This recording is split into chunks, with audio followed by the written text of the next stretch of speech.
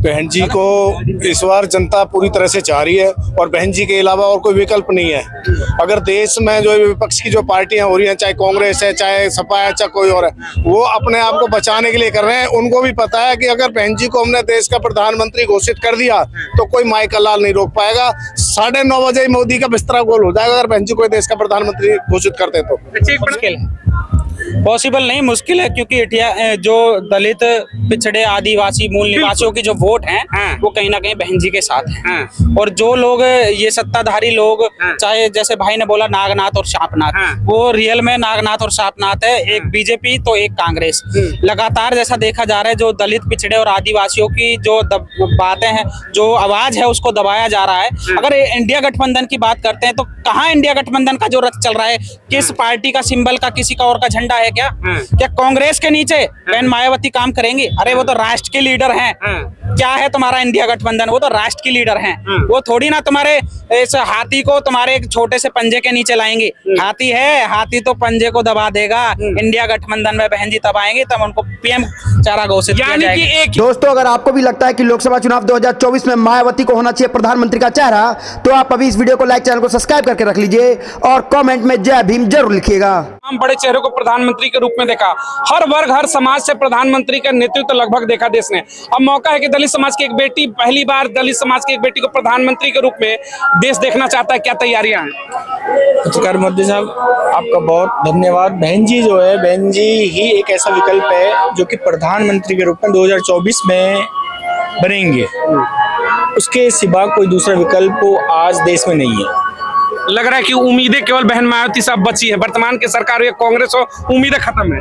कांग्रेस और भाजपा ने जिस हिसाब से राजनीति को कहां से कहां तक लाके खड़ा कर दिया, उसका केवल एक ही विकल्प है, वो बहन जी हैं। बहन जी, क्या लग रहा है 2024 में बहन जी की वापसी हो रही है? प्रधानमंत्री के रूप में आप लोग देखना चाहते हैं? धन्यवाद पत्रकार महोदय। निश्चित रूप से बहन जी एक बहुत मजबूत विकल्प है और बीजेपी और कांग्रेस को बहुत बारी बारी से हमने देख लिया है।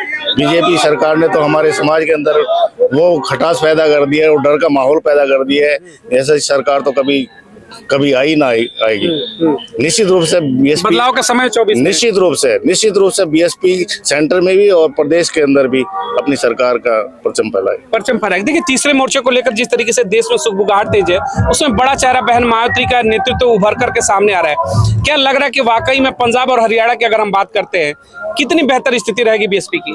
बहुत अच्छी स्थिति रहेगी और कई जो छोटे छोटे दल हैं उनको महसूस हो गया है कि अगर हम कांग्रेस और बीजेपी के साथ मिलते हैं तो उनकी जो मूल भावनाएं हैं संविधान के खिलाफ, वो उनको पच नहीं रही हैं और ये यू टर्न ले चुके हैं। और जब कोई आदमी यू टर्न लेता है ना, पहले ये कहते थे हिंदू मुसलमान, अब आरएसएस का हेड भी कहने लग गया है कि हमारा डीएनए एक है। ये यू टर्न की निशानी है और यू टर्न का मतलब है वो वापस हो रहे हैं। ये सरकार जा रही है 24 में।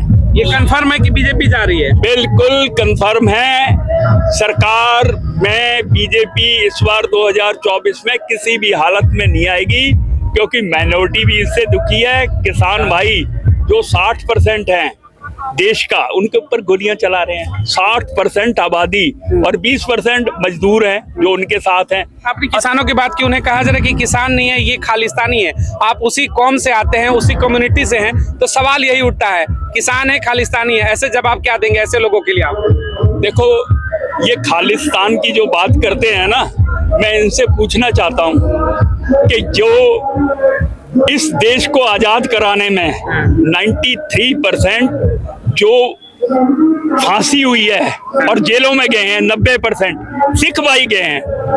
उन्होंने अपनी पूरी जायदाद, जो कि पहले पंजाब का ही हिस्सा था, पंजाब ही बटा देश के अंदर, एक हिस्सा इधर आ गया इंडिया में, एक पाकिस्तान में चला गया।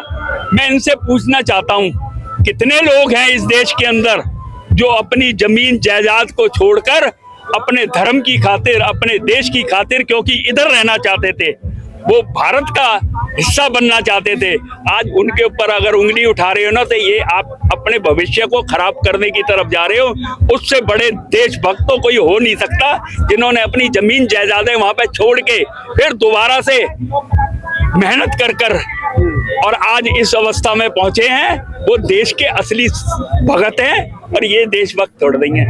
जो इंसान संविधान से देश चलता है और जो पार्टी संविधान को तोड़ना चाहती है, वो देशभक्त कैसे हो सकती है? वो देशभक्त हो ही नहीं आपने सकती। सीधा कहा कि संविधान से देश चलना चाहिए। क्या लग रहा है 24 में संविधान को मानने वाली यानी बहन मायावती का केंद्र की सत्ता में वापसी हो रही है? 100% बिना बहुजन समाज पार्टी के ना केंद्र में सरकार बनने वाली है और ना किसी स्टेट में बनने वाली है, हरियाणा में भी, यूपी में भी। अभी ये सोच रहे हैं कि हमने मीडिया को खरीद के अपने तरीके से उसको चला रहे हैं, लेकिन आज सोशल मीडिया जो है ना, सच को भी दिखा रहा है और सच इतना तकड़ा होता है कि वो पटक देता है। और मैं इसी विधानसभा के अंदर है ना, किसान भाई बैठे होंगे, भी बात हो रही थी, अगर आगे देखेंगे ना तो आप उनको भी कवर करना। यहाँ का मंत्री, केंद्रीय मंत्री किशन पाल गुर्जर, उसने जमीन खरीद ली यमुना पार और अपनी जमीन के भाव बढ़ाने के लिए सीएम खट्टर ने जो अनाउंसमेंट मौना में करी थी ना, वहां से कट जोड़ने के बजाय कि इनको फायदा ना हो जाए, अपने निजी हित के लिए, यानी कि यूपी में डबल इंजन की सरकार में भी मामला सही नहीं है। सर बिल्कुल सही नहीं है, ना यूपी में सही है, ना हरियाणा में सही है, पूरे देश में ही नहीं है। जुमलेबाज, अब 15 लाख वाली बात बाद में मोदी एक बड़ा सवाल है कि 2024 का चुनाव, इसके 6 महीने बाद हरियाणा का विधानसभा है, क्या लग रहा है दोनों की सत्ता बदलने वाली है? बिल्कुल बदलेगी ये देश में। बिल्कुल ऐसे मैं कहना नहीं चाहता, जैसे गधे के सिर से सींग गायब हो जाते हैं ना, ऐसे होने वाला। वैसे हरियाणा से बीजेपी भी गायब होगी, बिल्कुल 100%। खट्टर की विदाई होगी 25 में। खट्टर ने तो सिविलियन के ऊपर गोलियां चला रहा है, किसान परेशान है, मजदूर परेशान है, बेरोजगारी चरम सीमा पे है, तो ये कैसे बच जाएगा? यानी बीजेपी मजबूत स्थिति में रहेगी हरियाणा में? बिल्कुल 100% रहेगी। इसको ये नहीं पता, अपने आप को कहता है मैं पंजाबी हूँ, तो क्या किसान वो पंजाब के जिनके ऊपर तू गोलियां चला रहा है वो पंजाबी नहीं है? इसका शर्म आनी चाहिए। ये पंजाबी के नाम पे वोट मांगने लायक तो है ही नहीं, ये जुमलेबाज है। जुमलेबाज है। सर 24 चुनाव है, क्या बहन मायावती के नेतृत्व में इस बार वोटिंग को जनता तैयार है? क्या पसंद होगी 2024 में प्रधानमंत्री के रूप में बहन मायावती? बहन जी को इस बार जनता पूरी तरह से चाह रही है और बहन जी के अलावा और कोई विकल्प नहीं है। अगर देश में जो विपक्ष की जो पार्टियां हो रही हैं, चाहे कांग्रेस है, चाहे सपा है, चाहे कोई और है, वो अपने आप को बचाने के लिए कर रहे हैं। उनको भी पता है कि अगर बहन जी को हमने देश का प्रधानमंत्री घोषित कर दिया तो कोई माई का लाल नहीं रोक पाएगा। 9:30 बजे मोदी का बिस्तरा गोल हो जाएगा अगर बहन जी को देश का प्रधानमंत्री घोषित करते तो। एक बड़ा सवाल है कि इंडिया गठबंधन बना है 30 दलों का, अगर इंडिया गठबंधन की तरफ से प्रधानमंत्री के रूप में अगर पद ऑफर किया जाता है बहन मायावती को, तो गठबंधन होगा? नहीं, गठबंधन हो सकता है, बहन जी को कराएं पीएम घोषित, बहन जी को पीएम घोषित कराना है। सबसे बड़ा नहीं भाई, ये बहन जी को पीएम घोषित कराएं, ये चाहते ही नहीं है। कांग्रेस चाहती नहीं है कि किसी गरीब का, दलित का, पिछड़े का कोई पीएम बने। यानी कि दलित, मुस्लिम और अल्पसंख्यक का केवल वोट चाहिए कांग्रेस और सपा को, उनका नेता नहीं चाहिए। नहीं, नेता तो इनको किसी को चाहिए ही नहीं, इनको तो खाली वोट चाहिए, वोट दे दो बस, नेता नहीं चाहिए। अगर इनमें है दम, कांग्रेस में, राहुल गांधी में और खड़गे जी में, कराएंगे बहन जी को पीएम घोषित।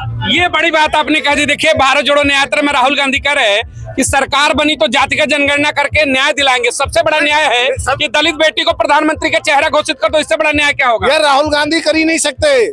खड़गे जी को भी इन्होंने करे जी, वो भी दलित है। अरे दलित तो है, लेकिन उनको तुमने तो दबा रखा है। खड़गे जी कहते हुए बहन जी को करो पीएम घोषित। ये बहन मायावती से डर क्यों है राहुल गांधी? बहन जी से इनको ये डर है, अगर एक बार देश में बहन जी आ गई फिर 85% होगा, राज जाना नहीं है।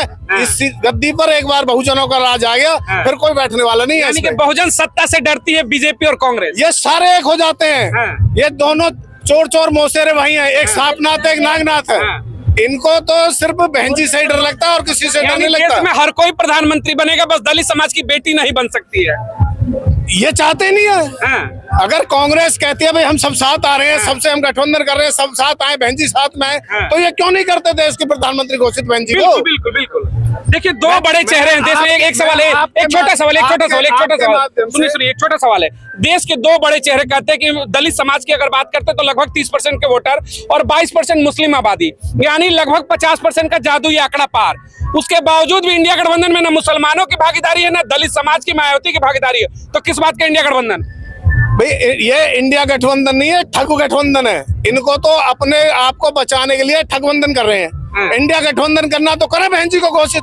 इंडिया का तो गठबंधन तब होगा तब बहन जी उसमें आएंगी जब बिना बहन जी मायावती का इंडिया गठबंधन क्या पॉसिबल है? मुश्किल है, पॉसिबल नहीं, मुश्किल है, क्योंकि जो दलित पिछड़े आदिवासी मूल निवासियों की जो वोट हैं वो कहीं ना कहीं बहन जी के साथ हैं। और जो लोग ये सत्ताधारी लोग, चाहे जैसे भाई ने बोला नागनाथ और सांपनाथ, वो रियल में नागनाथ और सांपनाथ है, एक बीजेपी तो एक कांग्रेस। लगातार जैसा देखा जा रहा है जो दलित पिछड़े और आदिवासियों की जो बातें हैं, जो आवाज है उसको दबाया जा रहा है। अगर इंडिया गठबंधन की बात करते हैं तो कहाँ इंडिया गठबंधन का जो रथ चल रहा है, किस पार्टी का सिंबल का किसी का और का झंडा है क्या? क्या कांग्रेस के नीचे बहन मायावती काम करेंगी? अरे वो तो राष्ट्र के लीडर हैं। क्या है तुम्हारा इंडिया गठबंधन? वो तो राष्ट्र की लीडर हैं। वो थोड़ी ना तुम्हारे इस हाथी को तुम्हारे एक छोटे से पंजे के नीचे लाएंगी। हाथी है, हाथी तो पंजे को दबा देगा। इंडिया गठबंधन में बहन जी तब आएंगी तब उनको पीएम चेहरा घोषित किया यानी जाएगा। कि एक ही कंडीशन है कि अगर प्रधानमंत्री का चेहरा घोषित किया जाता है मायावती को तो इंडिया गठबंधन में जाने की उम्मीदें रहेंगी। देखो वो तो शीर्ष नेतृत्व करता है। बहन जी के जो अपने सवाल और जवाब और जो अपना उनका एक डिसीजन रहता है वो कहीं ना कहीं समाज के प्रति रहता है।